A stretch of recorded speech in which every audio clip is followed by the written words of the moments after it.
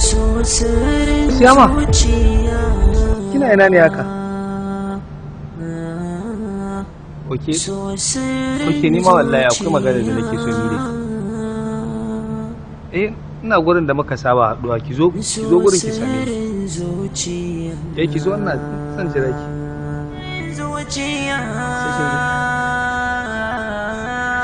So sirrin zuciya, so sirrin zuciya, na rasa ya zan bayyana. Kullum akanta sai faman shan wuya nake ke tausaya, da wuri ke tausaya, san ke ba shi da magani. Zuciyata tana ta bugu, ke ce sanadi. Me kake yi ne haka? So sirrin zuciya. Na dan wasa da fulawa ne kawai. Ba wannan ba, dama na matsi in zo in sanar da kai albishiri na. Amma wanne kace zaka faɗa mu? Na ci girma fara gaya min nake ce. Ina wannan taron da nace za a yi na tsofaffin ɗalibai a makarantar mu? To da aka yi aka gayyato favorite musician ɗina Sani. Sani mana, wannan da yayi waƙan Fawwa, waƙan da nake so? Okay, Sani martaba. Sani martaba. Ya zo ya waƙe maka cashe, kai je mun ji daɗin taron da aka yi. Ka san me ya faɗa mun? Guess what? Me ce miki? Ce mun yayi yana so na. So sirrin zuciya. Ki kuma sai kika ce masa. A'a, ni ban sanar da shi kuma ba, kawai ce mai ne zan je in yi tunani akai idan nayi nazari kuma zan nemi shawara, idan nayi shawara zan sanar da shi. Shi yasa na ce to, ni waye ne ma abokin shawara ne sai kai. Sai na ce to bari in zo in sanar da kai. Yanzu kai me kace? In amince in ce ina son shi ne ko kuma ya? Duk abin da kace shi zan faɗa mai. Yanzu ke gaya min tsakani da Allah. Tsakani da Allah a zuciyarki kina son sa ko ba ki son sa? Ina son sa.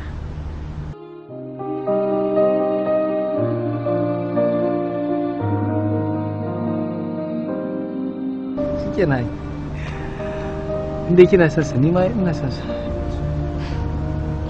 Gaskiya ina godiya ba adadi.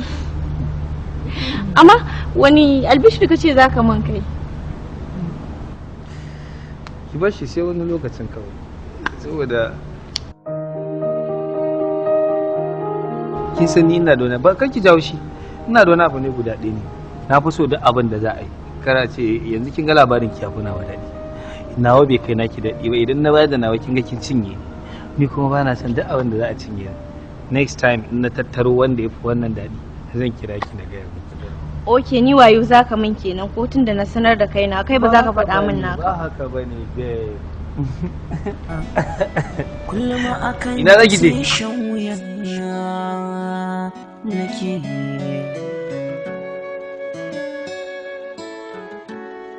bani jin zan yi rayuwa idan ba biki. Farin cikin zuciya zai samu ne inda ke. Ba ta yadda zan iya moruwa idan ba biki. Komai zan na rayuwa ne yayi sai da ke. So sirrin zuciya, so ne sirrin zuciya, so sirrin zuciya, so sirrin zuciya,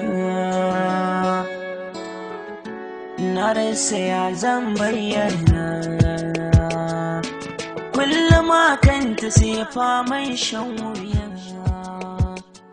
nake ke tausaya,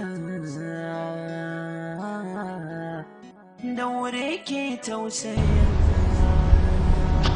Assalamu alaikum. Wa alaikum assalam. Ya huta. Alhamdulillah. Ya gida. Lafiya kalam. Na ga sai hutawa kake yi. Wallahi tallahi sannu. Sannu malam sani. Kana lafiya? Noma. Ya kamata ku samu guri ai ku zazzauna ku. Haka wai. A'a ba damuwa. Yauwa na ce batun magana da muka yi da kai a gurin taro jiya. Kuma ka sanar da kai cewa zan je in yi tunani a kai, in yi shawara zan sanar da kai. To ba da kowa na yi shawara ba, face wannan da kake gani a gaban ka. Wannan da kake gani shine abokin shawara na. Shi da wanda nake shawara da shi yake faɗa min abin da ya kamata da wanda bai kamata ba. To a takaice shine ni ce shi. Shi ya bani shawaran akan cewa in amince da maganar da ka zo min da ita. Shi yasa muka zo tare da shi. To idan da kuma a ce bai amince ba. Idan bai amince ba, haka zan yadda ba. Kai? Ka ce yanzu ya kamata in ɗauke shi da muhimmanci kenan. Allah kuma in kasance ina girmama shi. Domin makullin soyayya ta yana a wurinsa ne ba? Kai malam sani wasa take yi maka. Ba haka ba ne, ita ƙanwata ce kuma 'yar uwata. Kawai ta faɗa ma haka ne domin ta zole ka. A'a, kaga wallahi ba tsokanarsa nake ba, da gaske nake gama. Wannan da kake gani shine amini na, shine abokin shawara na, shine dan uwana, shine yayana. Don haka ba ni da kamar shi. Shine idan yana son abu ina son sa, idan bana so baya so. Da na sanar da shi maganar ka ya aminta kuma ya biyo ni dan ya zo ya ganka. Don haka kaga duk abin da yake so ina so, duk wanda nake so kuma shi ma yana so.